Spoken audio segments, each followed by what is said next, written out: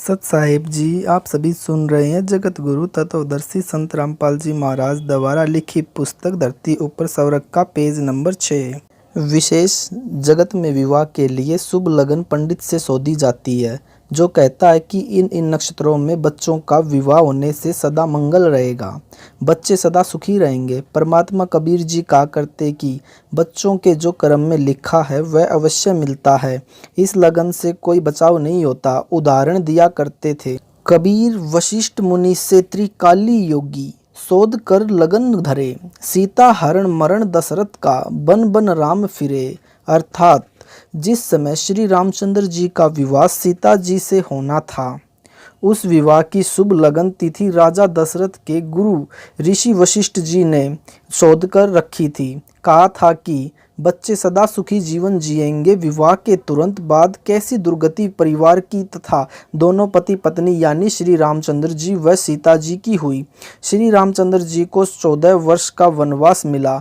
उस दुख में राजा दशरथ चौबारे पर चढ़कर श्री रामचंद्र यानी अपने प्रिय पुत्र को वन में जाते देख रहा था।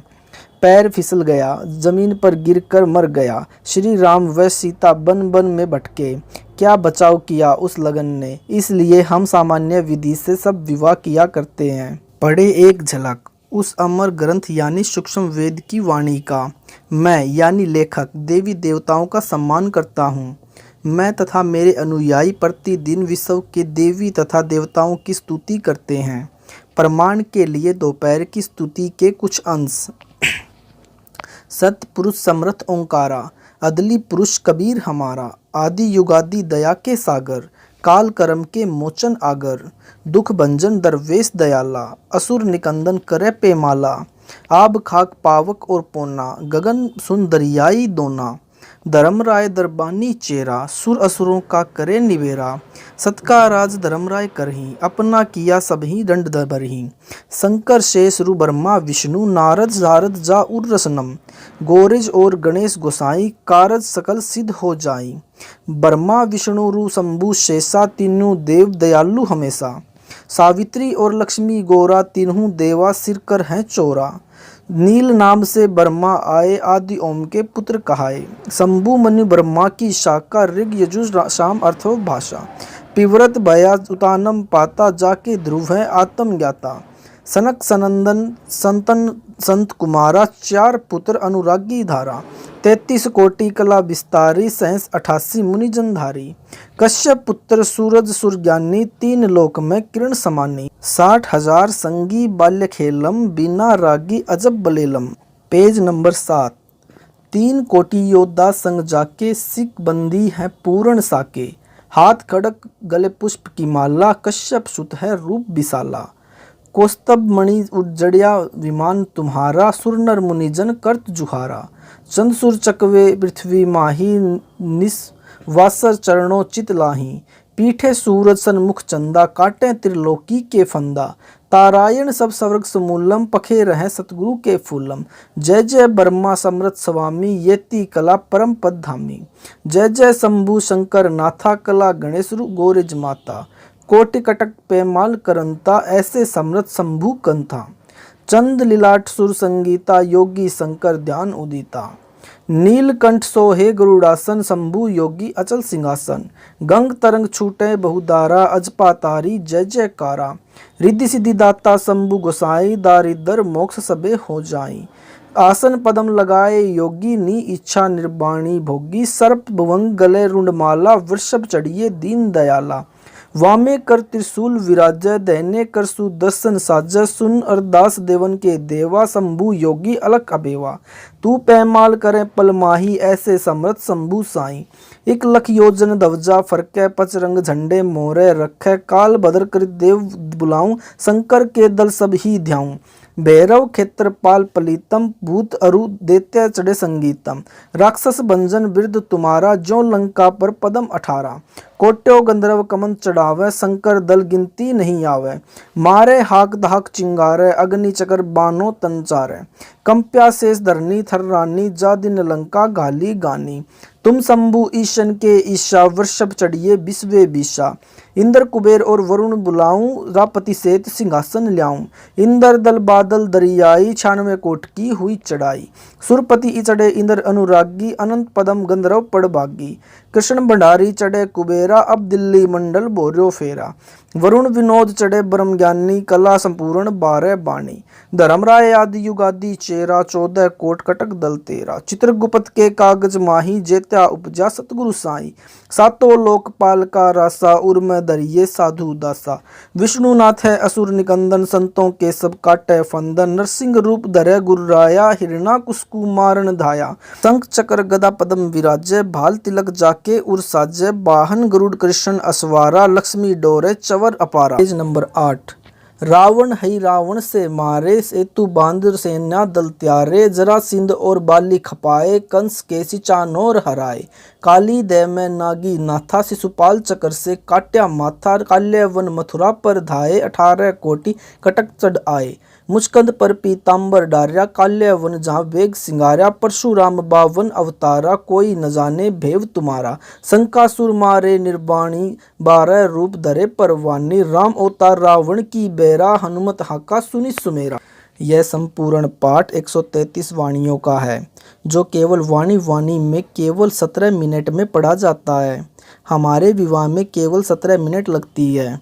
एक देसी घी की ज्योति भी विवाह मंडप पर लगाई जाती है जो हवन का काम करती है। वेदों के मंत्रों में भी यही बताया है। प्रमाण ऋग्वेद मंडल 9 सूक्त 86 मंत्र 10 में ज्योति यज्ञ का आदेश है तथा प्रमाण है।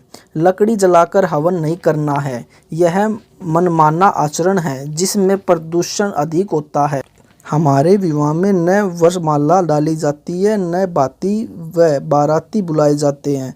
केवल दोनों परिवारों के सदस्य तथा रिश्तेदार स्वयं आना चाहें तो आ सकते हैं। निमंत्रण पत्र नहीं भेजा जाता। सब आने वालों का भोजन का खर्चा आश्रम की ओर से किया जाता है। विवाह में दोनों का 1 रुपया भी नहीं लगता। विशेष बच्चों को रोकने के लिए यानी सगाई करने के लिए 1 रुपया भी लेन देन नहीं किया जाता। हमने श्री देवी पुराण शास्त्र का पूर्ण अनुसरण किया है। लगभग 40,000 बच्चों का विवाह इस विधि से कराया जा चुका है। सबके घरों में सुख शांति है।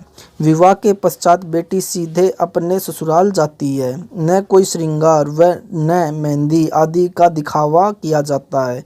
कोई दहेज नहीं दिया जाता। सामान्य वस्त्र लड़का व लड़की पहनते हैं। बेटी अपने पिता के घर से 4 सूट यानी 4 जोड़ी कपड़े ही ले जा सकती है।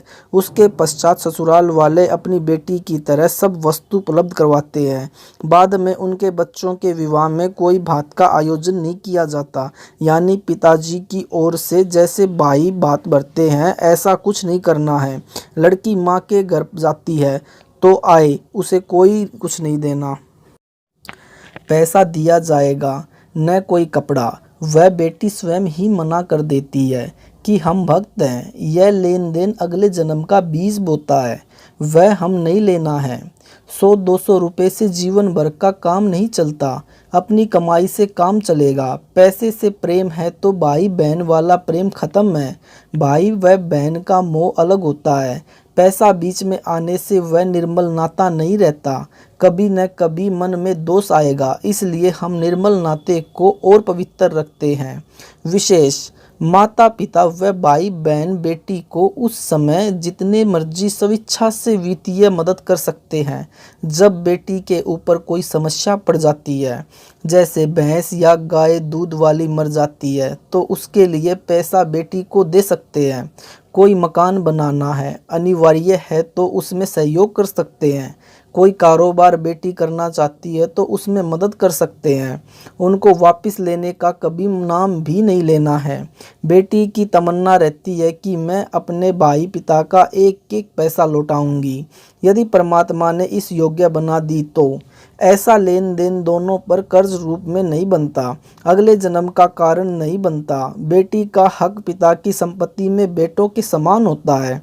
भक्तमती बहन उसे नहीं लेगी। माता पिता भाई उपरोक्त आवश्यकताओं में उसी दृष्टिकोण से बेटी बहन की सहायता कर सकता है, इसको अन्य को बताना नहीं, यानी यह परंपरा न बन जाए, इसलिए उधार रूप में दे, लेने का मन न रहे। इस शास्त्रोक्त विवाह के लाभ। नंबर 1, बेटी बाप भाइयों भाभियों पर बोझ नहीं बनती।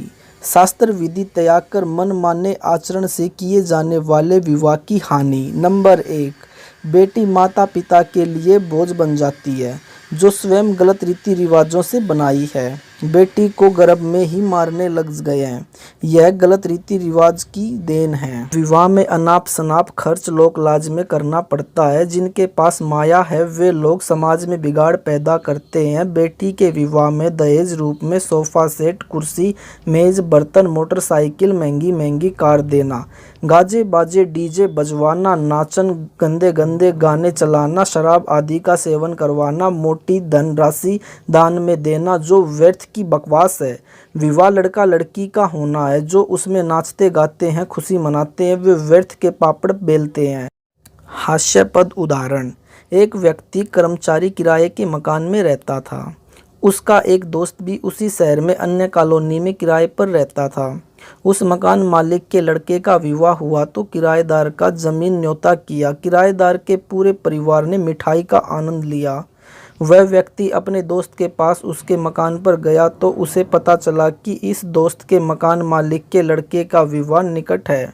उसने अपने दोस्त से कहा कि यार, तेरे मकान मालिक के लड़के का विवाह है। दोस्त पंजाबी भाषी था, बोला मैनू की, यानी विवाह मकान मालिक के लड़के का है, मेरे को क्या लेना देना, होता रहेगा। दोस्त बोला यार तू समझा नहीं, लड्डू मिलेंगे तेरे को, खाने को तेरा भी न्योता होगा। वह बोला तेनू की, यानी लड्डू मैं खाऊंगा, तू क्यों टेंशन किए है। इसी प्रकार विवाह तो लड़के लड़की का होगा, यानी लड़के को पत्नी मिलेगी, घर बसेगा। उन नाचने गाने डीजे पर कूदने वालों को की हमारे विवाह में यह कुछ भी नहीं होता। एक भगत ने हमारे मिशन से जुड़ने से पहले एक लड़की का विवाह किया। उसने बताया कि हमारे पड़ोस में एक व्यक्ति ने बेटी का विवाह किया।